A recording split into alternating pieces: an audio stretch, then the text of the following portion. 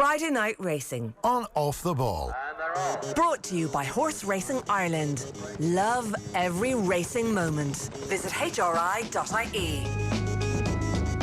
Yeah, you're very welcome along to Friday Night Racing right here and Off the Ball. Brought to you by Horse Racing Ireland. Love every racing moment. Visit hri.ie or follow the new Twitter account at HRI Racing and use the hashtag every racing moment. Well, what a week it has been for Irish racing at Cheltenham. For Rachel Blackmore, who is the leading jockey, 6 winners for Rachel Blackmore at Cheltenham this week. For Henry de Bromhead, who won the Champion Hurdle, the Champion Chase, and today won the Cheltenham Gold Cup with Manila Indo at odds of 9-1. But not enough to give him the leading trainer crown, because Willie Mullins snuck in right at the death and with Galopin de Champs won the final race to win it on a countback. So Willie Mullins is the champion trainer at Cheltenham for the 8th time in 11 years.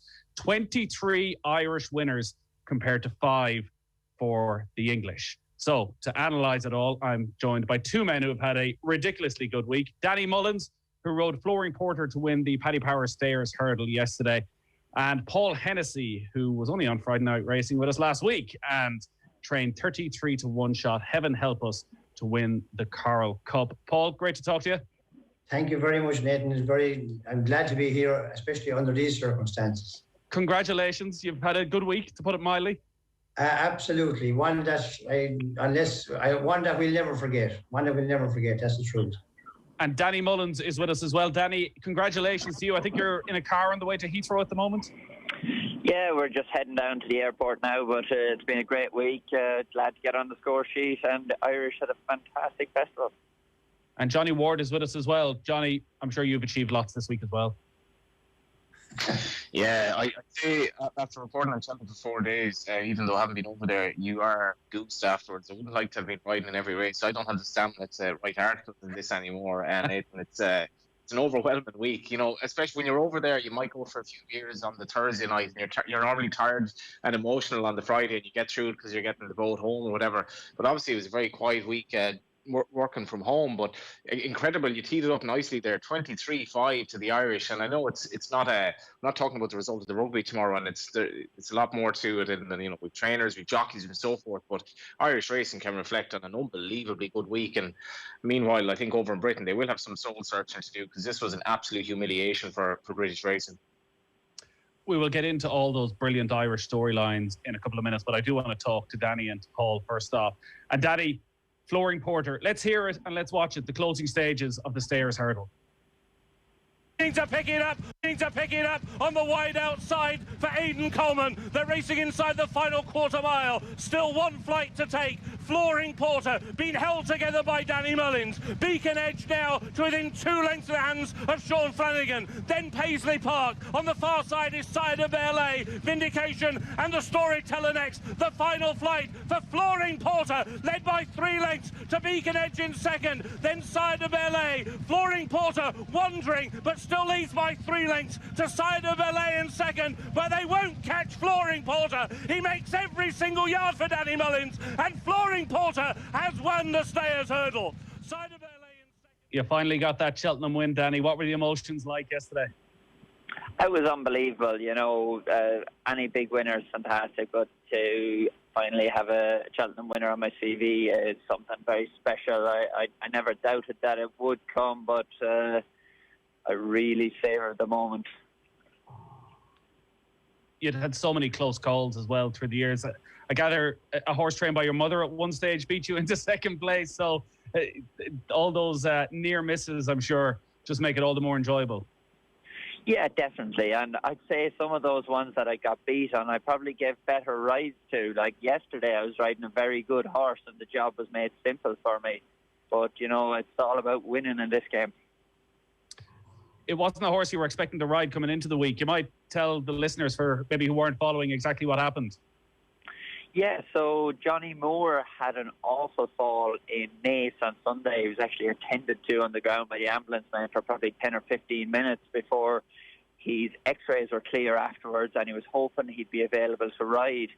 And Thursday morning, I just returned from the gallops, and I met him coming back in, and he called me over and said he just wouldn't be able to ride. He said his back was still in bad shape. He couldn't do the horse justice. he said he'd put my name forward to Gavin Cromwell, who later spoke to me to say that I would be riding him once all was okay with the owners, and it went from there. Just a chance ride, but you know, I probably had 40 rides for Willie Mullins at the festival and hadn't got a winner, and to get my first winner on a chance ride, a spare for Gavin Cromwell, was fantastic. Yeah, Johnny, that's the racing game in a nutshell right there. Yeah, I guess, you know, you need a bit of luck, and Mark Walsh got it today riding maybe Florian Porter's heir apparent in the Albert Bartlett for Gavin Cromwell as well. But, you know, I think this was one of the stories of the week, Nathan. There was obviously Rachel Blackmore and Willie Mullins and, you know, some of the unbelievable performances, but I just think Johnny Moore, the team player that he was, and, you know, photographed with the horse afterwards, you know, he must have been tempted to go through it and say, I'll be okay, I'll put the horse out in front, I'll steer him, and it'll be grand. But he took a call for the team, and I hope, you know, he's rewarded going forward with a very exciting horse. And it was fascinating watching Leopold and Rossi last night, Danny. It really reminded me how much you looked like your dad when he was younger. And obviously it was all about Dawn Run on the show last night, and your dad getting jocked off Dawn Run at that time. But you were, on the same day as the program aired, you were jocked on a horse because of an injury and won a championship race at Cheltenham. I thought it was fantastic stuff from Jonathan and yourself. Yeah, definitely. And, you know, it was a great mark of the man to see Jonathan being the first one there to congratulate me after the race. You know, that speaks volumes about how nice a guy he is. And, you know, he'll get back on him. I can't see a reason why he won't win in Punchestown, and, you know, plenty more of those good races. So he'll get his due reward. He's a great rider too. So I was delighted to be able to just step in and take a little bit of the sunshine for myself. But, you know, it's probably 2% of the job yesterday was down to me. 98% of it would have been down to Gavin Cromwell, Johnny Moore, and all the team that go with them. How did you celebrate last night, Danny? I had hot chocolate and vanilla ice cream. It was very nice. I'd love to do it all over again. No doubt, no doubt. We're also joined by a man you know very well, Paul Hennessy, who had that brilliant victory, 33-1 shot. Heaven help us. Let's see how it all happened. And it's Heaven and it's Heaven Help Us storming up the Cheltenham Hill. She's drawing further and further clear. Heaven Help Us runs riot to win the Coral Cup. Craig Nish ran off a second ahead of T Clipper. Very close for fourth between Janica, the Grey Sayer running on. Then Guard Your Dreams, Palmer's Hill, Don Levant and Birchdale. Paul, congratulations. What are you like when Heaven Help Us is heading up the hill? It was amazing, and it's gas that you have Danny there as well, because Danny won on her forest. We went over for her first maiden hurl October 12 months ago. So that's how well she knew the track. Danny had already won on her, as I say, over there for us. And we were cheering like mad things here at home when Danny was coming around yesterday to get his winner in Cheltenham, because we've seen all the near misses that he's had. And as I say, it was wonderful just for him to win his race. You know, he deserved that. You bred the horse yourself? Oh, our horse, yeah, we bred our own one here. Funny enough, both of them are Florian Porter's a son of Yates, and Heaven Help Us is a daughter of Yates. So, good result. Danny must be good with these Yates horses. He sure is. He sure is. Danny, I think you're on the route to the airport, so you're coming in and out there. So we might let you go. But thanks a million for joining us, and hopefully you get time for a bit more ice cream over the next few days. Thanks a million, lads, and well done to Paul as well. It's a great achievement. Thanks. Had you a few quid on at 33-1, Paul? No, I don't bet, but there was plenty of other people that made up for me. I'd imagine there was. Oh, there was, yeah. The family here all had a few quid on her each way, and the owner had a few quid on each way, and loads of people along the way. I'll tell you a very funny story. There's a lot of, you know, paperwork involved with forms and details of entries and confirming entries and declarations and making sure you got it right. And there was a lady called Noelle in the BHA offices in London, and she was super. And I kept ringing her. She said, there's no problem, ring me whenever you want to know. And I wanted to get, say, the 6-day deck done and make sure. You're supposed to be doing it online, but I'm not that good with laptops. And this lady took on the whole lot for me. You'd have to ring the following day to confirm the entry, the following day to declare. So with all that was going on, she actually rang me back the following day when we got home after the mayor won to congratulate us. And she said she had a few quid each way on it herself because of all of what was involved. So that was a lovely story. Yeah, it's brilliant. Absolutely brilliant. Yeah. So, I mean, and even when we were going out as well, there was a guy that worked in the customs, and I was just chatting to him while I was waiting for other forms to be stamped and stuff in Holyhead. And he was telling me his daughter was into ponies and horses and this carry on. And he was, when I was coming back in, would you believe he was on duty again, and he came over to me and he said he backed Heaven Help Us each way, and the daughter was holding on to the few pound because she was going to buy a saddle for her pony from it.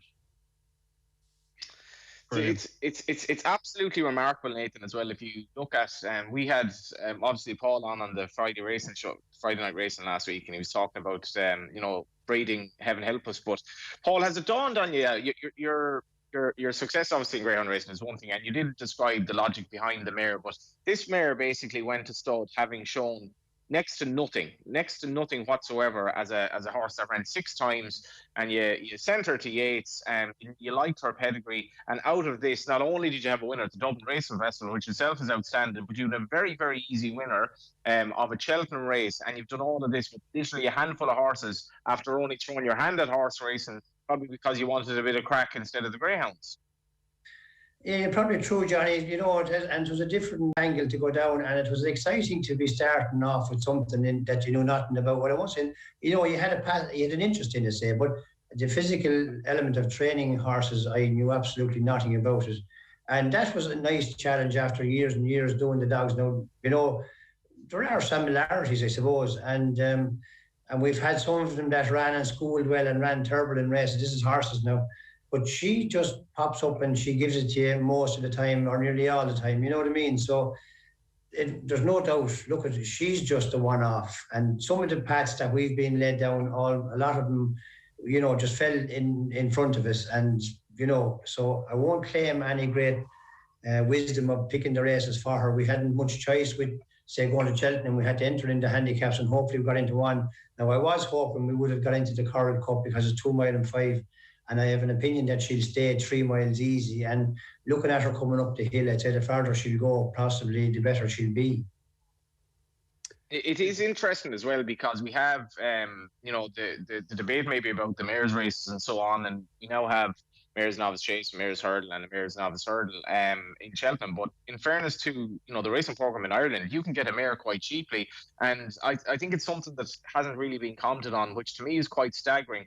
You had 6 horses trained in Ireland of the fairer sex this week winning. Now, obviously, they weren't all running in mares races. You obviously had Put the Kettle on as well, Honeysuckle taking on the geldings and so forth. The red ones, yeah. No, you're right, Johnny. You're dead right, Johnny. There's no doubt. It's a huge opportunity. Yeah. And the mares, they were amazing, some of the mares that won this week in Cheltenham, and even over the years, you know what I mean? And Epiton the year before winning the Champion Hurdle. So the last twice, the winners of the Champion Hurdle have been mares. And there's no doubt, you're dead right. A lot of people want to pick the geldings, and the beauty, of a mare then too, say, all being well, when she retires, we'll have her and we can go breeding her. And so that's an exciting in itself. I know it's slow and it takes a time, but you have to start somewhere. And her mother, as I say, she was only fair, and she was the only one I had, so I was always going to breed her when she had a good pedigree and took a chance. But it just goes to show, look at what happened. She bred this mare, and it's wonderful. But the mares are as good as anybody. You get a good mare, look at any power, any of those great mares. There's plenty of mares winning ordinary races too. Paul, Danny was saying he celebrated with the hot chocolate and a bit of ice cream. How did you celebrate? Well, look at it. I'm not going to kind of raise it any higher, because I'm a pioneer. I gave up cigarettes and the drink in 2000. You can't have one without the other. That time we were allowed to smoke in the pubs, and I really wanted to stay off the cigarettes. So to kick the two of them to touch, that's what I did that time. But I drove home the lorry from Cheltenham, got the ferry at 2:30 in the morning from Holyhead, landed in Dublin at 6:30. I didn't even need the boat to get home. I would have rowed the boat home myself, the way I felt leaving Cheltenham. It was just incredible, because, as I say, we grew up, our first love here would have been horses even before I ever had anything to do with a greyhound. And Cheltenham is, even when the place is empty, just walk down the straight in Cheltenham, say in the mornings when you're going down to the schooling grounds behind your horse, is just an unbelievable feeling. I don't know of any place, maybe Croke Park, you know what I mean? When you walk into Croke Park, there doesn't need to be a crowd. If you're there as a visitor even, it has this, real feel, and you can feel the history, and you know what goes on, and Cheltenham is the very same. Well, to me it is anyway, you know. Yeah, it was surreal at times watching, where you're waiting for the roar, whether it was on the opening day or when Rachel Blackmore is having these incredible successes. Yes. You're just imagining what it will be like. The history is there, so you feel the emotion of having a win at Cheltenham, no doubt. But you do. And were you looking around, missing having family and everybody from the yard been able to be there the way it might have been? Look, it had to be the way it was this year, and I must say, now I will say this one, that Cheltenham, there are people over there, the HRI people went over, Jennifer Walsh and Barbara, they were incredible. Every step of the way they led us, and Dr. Jennifer Pugh as well. And, you know, they just kept saying to people, we want you to do it this way. And the Irish people that were there were fantastic. We were all in the best made stands. The pavilion was there behind them where we stayed in the cabins. And there was no need to move, and they were brilliant. Every horse that came up, and I heard even the commentators on the English channels today saying the great thing about the Irish village, they called it, there was only about 50 or 60 people there, but they cheered every winner. Irish, okay, granted, the vast majority of them were Irish winners, but the English winners that came down the other one, they gave them a yee-haw as well, from the top of the stand. And, it was great, even though the crowds weren't there. That meant an awful lot, you know what I mean? And, the lads shouting at me when I was trying to run up the hill to catch the mare, you know what I mean? But different things like that. It was great. They made the most of what we could, and look, it was a fantastic meeting, for Ireland anyway. You mentioned it there, Johnny. Paul's obviously a successful greyhound trainer. Should he be having the head turned a little bit more now, maybe taking on a few more horses? Yeah, I think Paul is the man to ask. I mean, I did kind of want to ask you this, when you were on last week as well, Paul. How do you feel the greyhound industry is going? Because I think even in racing, we have kind of a little bit of concerns about racing. The PR we've had the last 4 days have been literally the best we could have hoped for. It's been phenomenal. But what's it like now in the greyhound game? And do you consider doing more of the horsey stuff?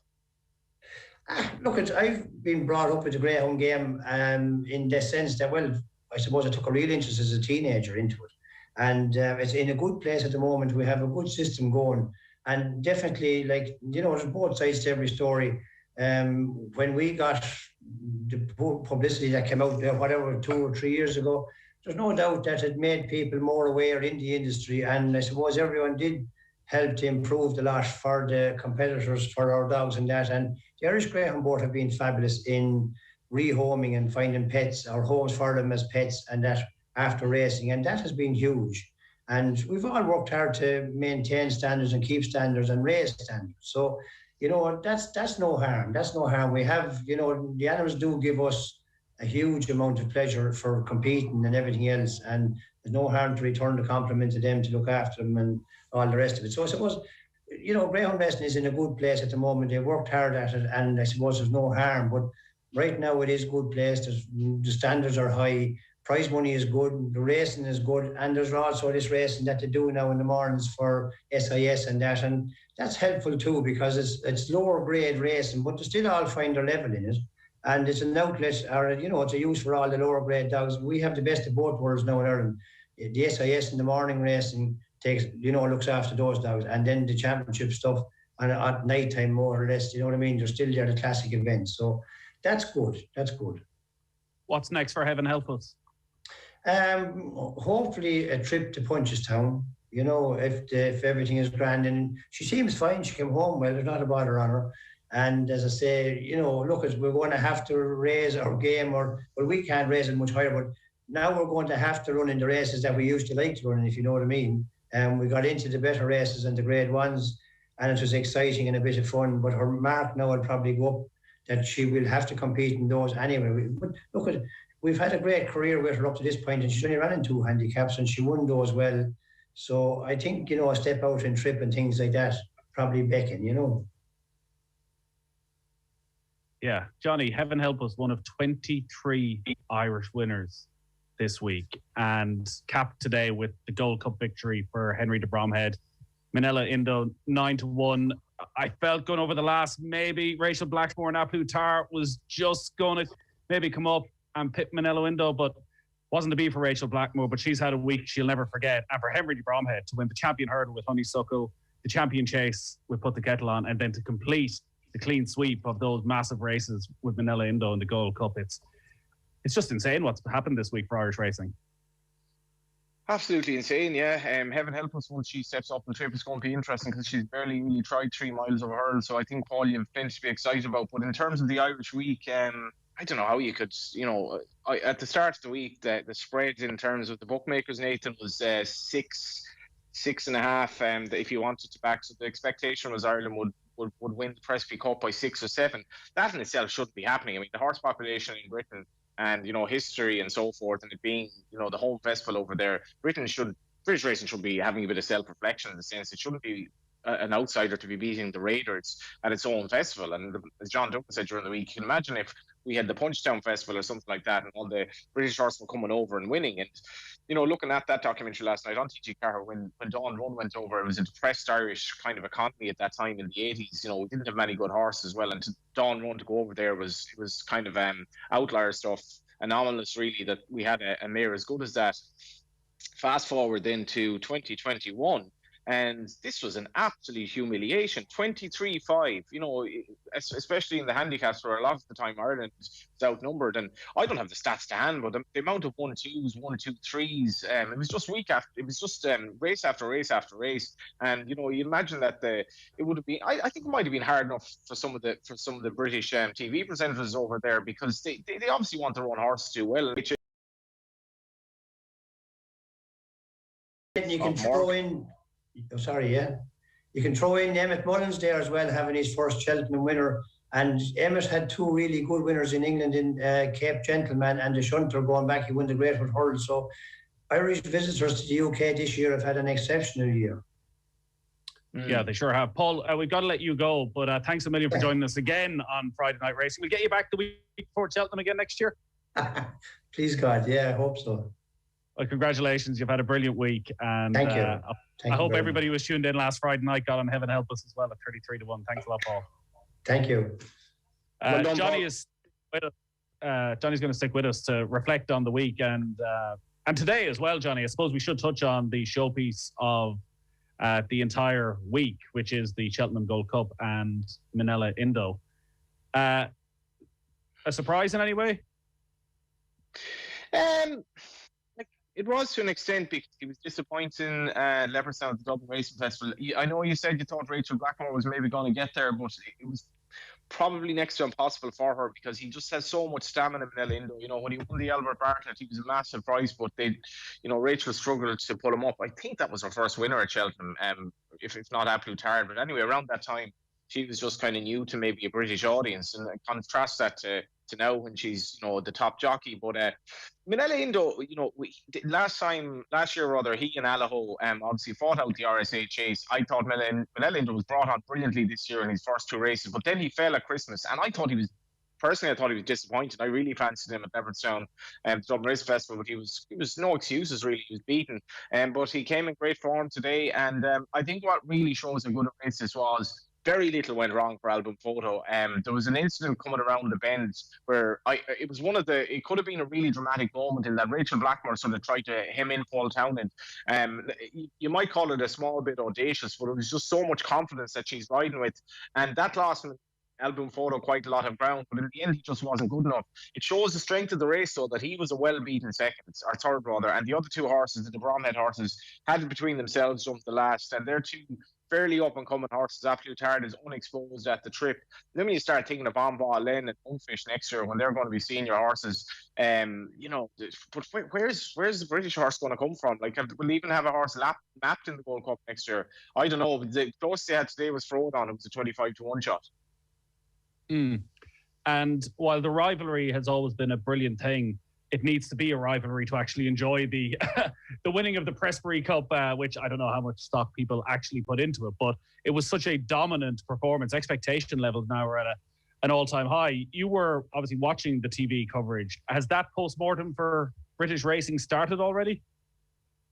No, because we had, maybe it has to an extent. We obviously had Gina Bryce on this morning, and certainly on Thursday morning she was saying that she wouldn't get that worried about it. But, I was thinking to myself, well, if you're at a situation where it's possible that Britain is going to have 1 or 2 winners in the last few days, and it's going to be so basically humiliated by Irish horses over there, I think you have to worry about it and not dismiss it as one off, because it's, what was it, 3 years ago Ireland had 19 winners. It surpassed that today early on in the card. This should not be happening, Nathan. This is the bottom line. Britain should be winning this fairly comfortably. It has the horse population. It should have the trainers. And the BHA really, really needs to worry about prize money now, because you have Cheveley Park, an institution in English flat racing, moving the horses from Gordon Elliott for other reasons, but moving them to other Irish trainers and then winning all around them this week. So Henry de Bromhead has established himself as an unbelievably good trainer, obviously. We also have Willie Mullins, and, we'll have Gordon Elliott back as well. But where is, Paul Nicholls going? He really struggled at the festival this year. And where is Nicky Henderson going? Does he have the firepower? Where are the other British trainers? Where is the prize money? And where are the British owners? Because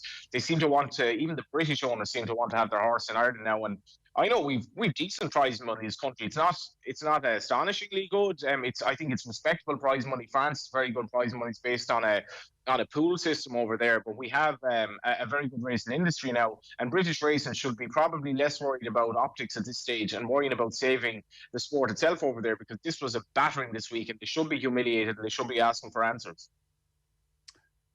I think everyone has ran out of superlatives for Rachel Blackmore at this stage. You've covered it extensively on the Cheltenham show. 6 winners. I think only Ruby Walsh has had that many winners at a single festival. The first woman to end the festival as leading jockey. Is there anything else you can add to it, Johnny? I just think we need to promote her more. This battle for equality in sport is a real one. We had Katie Taylor winning the Sports Person of the Year last year, and I was wondering, well, if Katie Taylor could win it, in a sport of where she's fighting female boxers, whereas Rachel Blackmore is taking on the best jockeys who are essentially men and not getting a weight allowance or anything like that, which was proposed, and basically running away with the Cheltenham jockeys title, doing this from a position where she came from very little, doing it in a very humble way. She was constantly deflecting attention from herself this week when interviewed. I think she finds herself in something as of a reluctant hero in terms of her being so good in terms of promoting equality. I think she wants to see herself as a jockey, maybe rather than a female jockey, and I think we have to see her as that. But I do hope that she's an inspiration to young girls out there who might want to get into racing, because Holly Doyle has performed something similar in Britain on the flat. She's been extraordinary, and we do need more equality, I think, because I personally believe might be sexist. I think horses, some of them get on better with female handling than men. I think sometimes female jockeys just have kind of kinder hands, and male jockeys can be more forceful. But with racing, based on the scientific fact, Johnny. And it's a theory in racing, though, Nathan, that some horses can respond to kinder handling. Right. So Rachel, I mean, this would definitely be true. This thing, she's not, that horse isn't a woman ride because she's too weak, and I hope that's gone out of racing now, because it's essentially a bit of a nonsense. But there is a belief, like you'll often get owners will want a young female rider to replace a young male rider because they think the horse just might respond better. I completely believe that, to be honest. It's not based on any science or whatever, but Rachel she's just riding like a champion jockey the way she was this week, so confident, full of sort of inculcated belief in her horses that even if they're going fast, they can keep it up, but barely missing a fence. I would say she was riding top trainers over there. Her winners were primarily for Henry de Bromhead and Willie Mullins, but what can you say about it? We should have her face on billboards all over Dublin to promote her. We should have her in Dublin Airport once people are coming back into the country, because we need to promote an incredible success story for a woman in sport here, and we're at the heart of it in Ireland. Yeah, as you say, a reluctant hero. So she may not be that comfortable with all the billboards plastered all across Dublin, but I think we're going to see a lot more of Rachel Blackmore between now and the end of the year, when all those big prizes are given out. She'll be right in the mix. But I imagine you need a couple of Olympic medals at this stage to test Rachel Blackmore for the Sports Star of the Year. Just on the trainer front, Willie Mullins won the last race, so he's actually the top trainer at the festival this year. But really, Johnny, it was all about Henry de Bromhead.